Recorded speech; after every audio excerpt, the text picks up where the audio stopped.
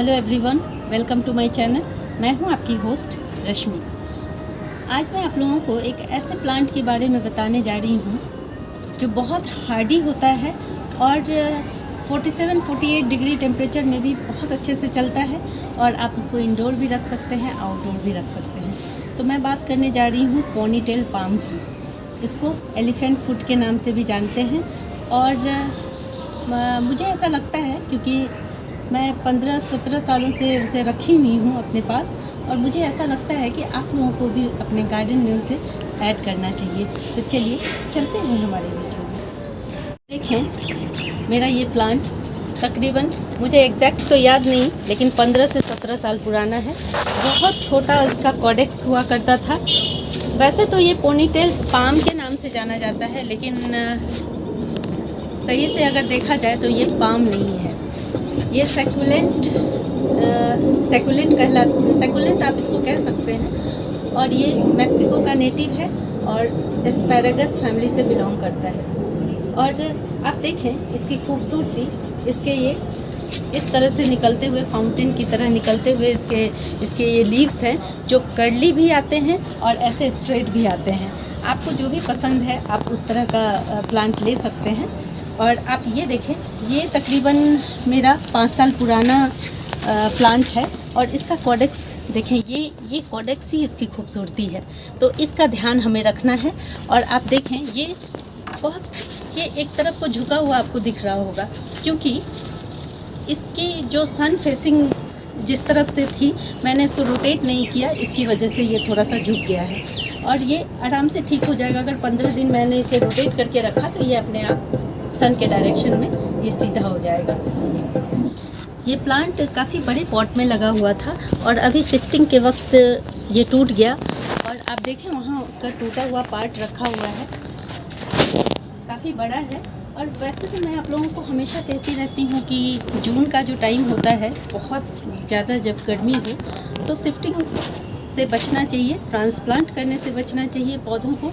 लेकिन ये प्लांट बहुत हार्डी होता है और चूँकि ये इतने बड़े गमले में था, मैं इसमें पानी नहीं डाल पा रही थी बिना गमले के, तो अब मेरे पास कोई ऑप्शन नहीं है, मुझे इसे दूसरे गमले में इसकी रूट को काट के ट्रांसप्लांट करना ही पड़ेगा। और कुछ बातों का अगर हम ध्यान रखते हैं तो हम इजीली इनको ट्रांसप्लांट कर सकते हैं। और सारे प्लांट्स पे ये नियम लागू नहीं होता। कुछ प्लांट्स हैं जैसे यूका, जैसे पोनीटेल पाम, इन सब प्लांट को आप गर्मी में भी चूँकि ये टॉलरेट कर लेते हैं, इसलिए इस तरह का काम आप कर सकते हैं। तो आप अभी देखेंगे कि मैं इसके रूट को हटा के इसको ट्रांसप्लांट करूँगी, अभी रिपोर्ट करूँगी और इसके साथ साथ ही मैं इसकी केयर टिप्स भी आपको बताती जाऊँगी। तो देखें, इस प्लांट में जो ये कॉडेक्स है, इसको ज़्यादा पानी की ज़रूरत नहीं होती है।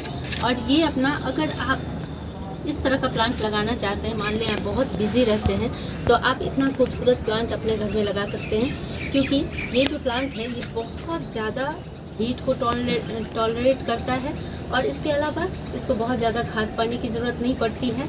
ये अपना फूड और पानी अपने कॉडेक्स में स्टोर करके रखता है, इसीलिए महीनों तक अगर ये सूखे में रह जाए तो भी ये मरते नहीं। लेकिन हाँ, कुछ इनका भी कुछ वो होता है, अगर आप ऐसे ही बहुत लंबे समय तक छोड़ दें तो इनका कॉडेक्स जो है वो श्रिंक करने लगता है, इनकी पत्तियां बर्न होनी शुरू हो जाती है। लेकिन सब कुछ मिला के ये बहुत ही अच्छा प्लांट है। तो अभी आप देखें कि किस तरह से इसके रूट हैं, किस तरह से इसके रूट ऊपर की तरफ उठ गए थे कि ये इतना हैवी है कि हम इसे हिला भी नहीं सकते। लेकिन अभी मैं इसकी रूट प्रूनिंग करूँगी और इसको नए पॉट में शिफ्ट भी करूँगी। तो अगर साल में आप एक बार इसको कोई अच्छी सी काउडंग मैन्योर दे देते हैं, क्योंकि इसमें और कुछ भी नहीं है, जो भी है इसकी खूबसूरती आप इसके लीव्स देख रहे हैं, इसमें और किसी न्यूट्रिएंट्स और कोई एक्स्ट्रा स्पेशल चीज़ों की ज़रूरत नहीं पड़ती।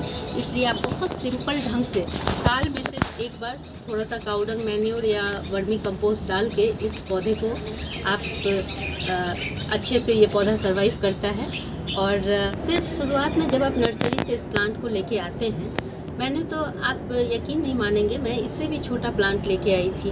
बस उसका कॉडेक्स था, बस इतना छोटा सा था, एक कटोरी बाउल इतना बड़ा। और आप देखें कि 5 साल में ये इतना बड़ा होता है और 15 सालों में ये इतना बड़ा हो जाता है। आप थोड़ी सी केयर करेंगे तो ये आपके साथ लंबे समय तक, इसकी एज बहुत होती है, लंबे समय तक ये आपका साथ देगा।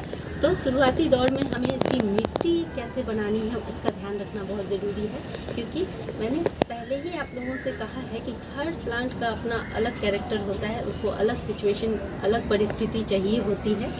तो अभी मैं सबसे पहले इसकी रूट कट करूँगी, उसके बाद आपको मिट्टी बना के दिखाऊंगी कि किस तरह की मिट्टी में इसे लगाना है। ये देखें, ये बहुत हैवी है, तो मुझे तो इसके रूट सब कट करने हैं, तो मैं इसको नीचे गिरा रही हूँ।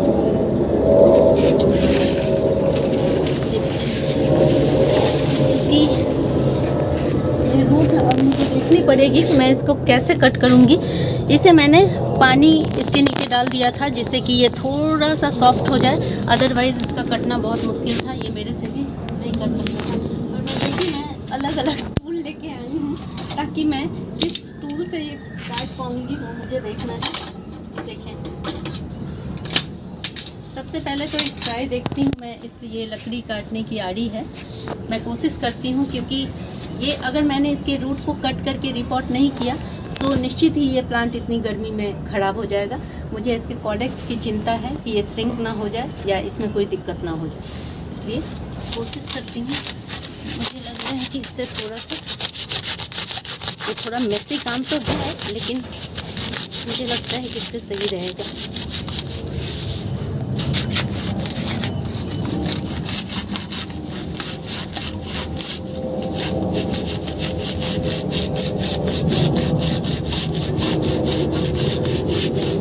अगर आप लोग भी इस तरह का काम करें तो बहुत केयरफुल रहें।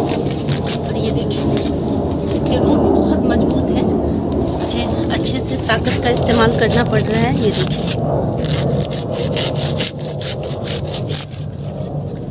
मैं इसका 1/3 काट दूंगी।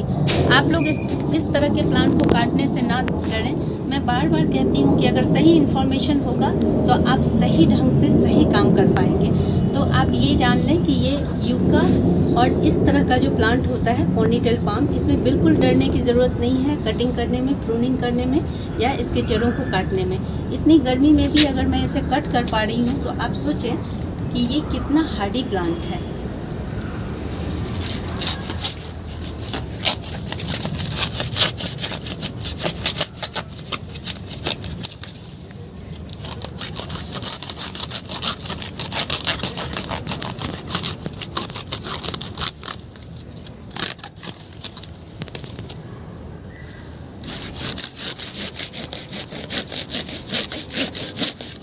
देखें, मैंने तकरीबन 70% इसकी रूट्स को कट कर दिया है।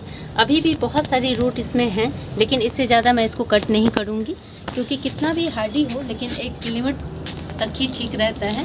और देखें, अब इसकी जो डेड रूट्स हैं उसको थोड़ा सा क्लीन कर देना है और उसके बाद मैं इसको रिपोर्ट कर दूँगी। ये जो ऊपर के ये जितने भी आप देख रहे हैं ये बिल्कुल डेड हैं, इसको क्लीन करना बहुत ज़रूरी है। और इसको रिवाइव करने में अगर इतनी कटिंग हम अभी इतनी गर्मी में और मई जून में किसी और प्लांट की होती तो उसका सरवाइव करना बहुत मुश्किल था। आप लोग इस बात का ध्यान रखें कि पोनीटेल पाम को हम कभी भी किसी भी मंथ में इसको काट सकते हैं, इसकी रूट प्रूनिंग कर सकते हैं और इसकी रिपोर्टिंग कर सकते हैं।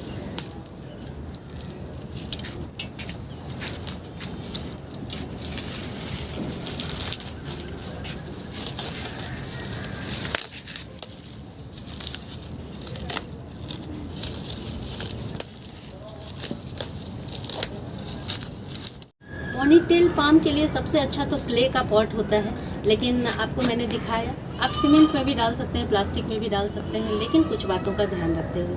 मैंने पहले ही बताया कि ये सक्यूलेंट टाइप का पौधा होता है, इसको बहुत ज़्यादा पानी की ज़रूरत नहीं होती है, इवन मिनिमम पानी में भी चल जाता है। तो इसके लिए हम क्या करेंगे कि ऐसी मिट्टी बनानी है जो वेल ड्रेन्ड हो, बहुत ज़्यादा न्यूट्रिएंट्स की ज़रूरत तो पड़ती नहीं।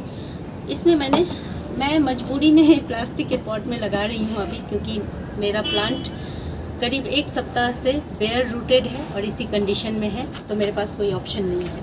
और मैं मानसून में इसको फिर से रिप्लांट कर दूंगी। आप देखें, इसमें बहुत सारे छेद मैंने साइड में भी किए हैं ताकि इसको एक ऑक्सीजन मिलती रहे और यहाँ पे देखें, यहाँ भी अंदर में मैंने बहुत सारी छेद किए हैं ताकि बिल्कुल भी पानी का जमाव ना हो। यहाँ देखें, मैं अंदर में इस तरह की क्ले के टुकड़े भी बहुत सारे डाल दूँगी ताकि इसकी जड़ें ठंडी रहें नीचे की तरफ और ये सारे भर जाएं।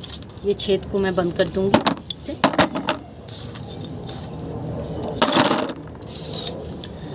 और यहाँ देखें, यहाँ इसकी जितनी भी रूट निकली हैं उसको मैं इसी में नीचे की तरफ डाल दूँगी। इन रूट्स को बिल्कुल भी आपको जाया नहीं जाने देना है, क्योंकि बाद में ये सड़ गल के फिर खाद बन जाती है। इसी में मिला दूँगी।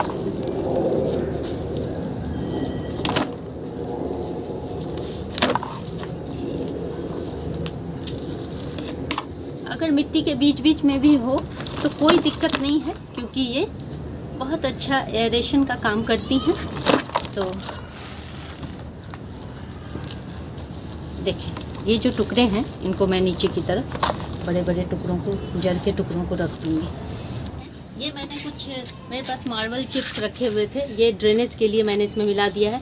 आप चाहें तो छोटे वाले ग्रेवल्स जो होते हैं वो डाल सकते हैं, या छोटे पत्थर के टुकड़े आप इसमें डाल सकते हैं, बस इसीलिए कि इसका ड्रेनेज सिस्टम अच्छा हो। मिट्टी में हम इसको मिला देंगे और थोड़ी मात्रा में हम इसमें काउडंग या वर्मी कंपोस्ट मिला लेंगे, क्योंकि हम रीपॉट कर रहे हैं। चूँकि गर्मी बहुत है इसलिए मैं ज़्यादा नहीं डालूँगी, बस 2 मुट्ठी डालूँगी।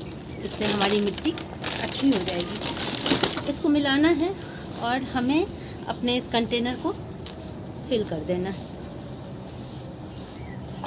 इस तरह से मिट्टी को मैंने मिला लिया है। अब इस तरह से पहले थोड़ा भर के अब हम अपने प्लांट को सेट करेंगे। और प्लांट को कैसे सेट करना है वो भी मैं आप लोगों को बता रही हूँ, क्योंकि ये प्लांट थोड़ा सा अलग होता है दूसरे प्लांट से, तो थोड़ा ध्यान से इसको रखना है, सेट करना है। ये इतना हैवी है, इसका जो ये कॉडेक्स है ये बहुत हैवी है। इसमें मिट्टी बहुत कम है नीचे की तरफ, लेकिन इस कॉडेक्स की वजह से मैं इसे उठा नहीं पाई और मुझे हेल्प लेने की ज़रूरत पड़ गई। बहुत ही ज़्यादा हैवी है। अब देखें, इसको मैंने सेट कर लिया है। जब भी आप इस तरह का छोटा प्लांट भी लगाएं तो इसके कॉडेक्स को, चाहे वो छोटा हो, बिल्कुल मिट्टी से ऊपर रखें, अदरवाइज़ आपका ये कॉडेक्स ख़राब होना शुरू हो जाएगा मिट्टी के टच में ज़्यादा रहने से। और अब मैं इसे बाकी बचे हुए अच्छे से फिल कर देना है ताकि एयर पॉकेट्स ना रहें। और इसको इस तरह से, ताकि ये, चूँकि मैंने इस मिट्टी में पानी डाल दिया था इसकी मिट्टी में, इस वजह से ये काफ़ी गीली है, तो मैं इसे ठीक से सेट कर दूंगी अभी। और ये हमारा प्लांट रेडी हो गया है। इसमें पानी डाल देना है और आप देखें कि ये कितना सुंदर लग रहा है। मेरी इच्छा थी कि मैं इसको वाइट कलर के इसमें टब में रखूं, लेकिन ऑप्शन ना होने की वजह से नहीं रख पाई। आप लोग कोशिश करें, मुझे इतना बड़ा क्ले पॉट नहीं मिल पाया, लेकिन कोशिश करें इसको क्ले पॉट में रखने की, ताकि हवा का सर्कुलेशन बना रहे और आपका ये प्लांट विदाउट मेंटेनेंस, बिना किसी केयर का, बिना किसी मतलब आपको कुछ भी करने की ज़रूरत नहीं है। और आपको मैंने पहले ही बताया कि 1 सप्ताह से इतनी तेज़ धूप में बेयर रूटेड रहने के बावजूद भी मेरा प्लांट कितना ग्रीन और कितना खूबसूरत है। तो आप इस प्लांट को अपने घर में ज़रूर लाएं। इसमें मैंने अभी तक किसी भी पेस्ट का अटैक नहीं देखा है, कोई पेस्ट नहीं लगता। और साल में एक बार आपको कोई भी वर्मी कंपोस्ट या कोई भी काउडंग, नाइट्रोजन बेस्ड स्पेशली इसमें फर्टिलाइज़र डालना है। और दूसरा है, इसको फुल सन में रखें, जहाँ पे वेस्ट की धूप आती हो वहाँ रखें। और अगर इंडोर रखते हैं तो खिड़की के पास रखें।